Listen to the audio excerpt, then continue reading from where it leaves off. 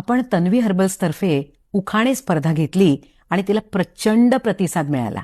त्याचा रिझल्टही लागला आणि ज्यांनी उखाणे त्यात पाठवले होते त्यातले बऱ्यापैकी उखाणे आपण आधुनिक चातुर्मास हे पुस्तक प्रकाशित केलंय डिम्पल पब्लिकेशननी.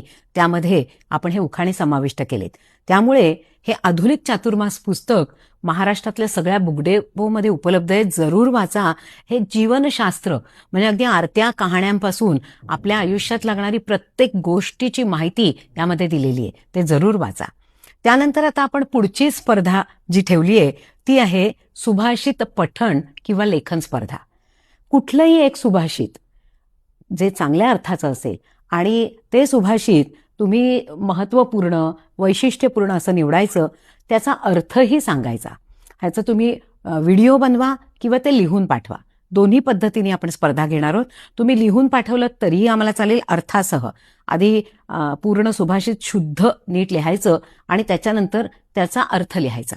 आणि तुमचं नाव, वय, पत्त्यासह आपल्या 9820075813 हा तन्वी ऑफिसचा नंबर आहे. त्यावर 20 सप्टेंबरपर्यंत तुम्ही व्हॉट्सअप करा. ह्या एंट्रीज 20 सप्टेंबरपर्यंत घेतल्या जातील. याला कुठलीही वयाची अट नाही. त्यामुळे अगदी भारतातनं परदेशातनं कुठूनही तुम्ही या स्पर्धेत भाग घेऊ शकता. कारण सुभाषित ही आपली संस्कृत परंपरा आहे आणि ती आपणच जपायला हवी. आणि भाग घेणाऱ्या प्रत्येकाला व्हॉट्सअपवर पार्टिसिपेशन अवॉर्ड सर्टिफिकेट पाठवलं जाईल. तेव्हा तन्वी विटाग्रासो टॅब्लेट्स सुभाषित लेखन किंवा पठण स्पर्धा ही माझ्या वडिलांच्या संस्कृत पंडित डॉक्टर सी ग देसाई यांच्या स्मृतीप्रित्यर्थ आपण घेतोय. तेव्हा सगळ्यांनी ह्याच्यात सहभाग घ्या. वयाची अट नाही आणि अगदी देशातनं परदेशातनं तुम्ही भाग घेऊ शकता. असंच त्याचा रिझल्ट लावायला आपल्या परीक्षक आहेत मेधाताई सोमण, ज्या संस्कृत तज्ज्ञ आहेत. आणि त्याचा रिझल्ट जेव्हा लागेल तेव्हा विजेत्यांना घरपोच बक्षिसं पाठवली जातील. फक्त परदेशातले जर स्पर्धक असतील तर त्यांना मुंबईचा त्यांचा जो पत्ता असेल तिथे त्यांची बक्षिसं पाठवली जातील. तर जरूर ह्या स्पर्धेत भाग घ्या.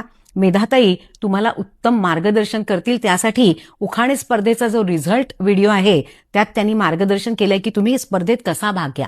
तेही जरूर ऐका. तोही व्हिडिओ आपल्या तन्वी हर्बलच्या YouTube चॅनेलवर आहेच.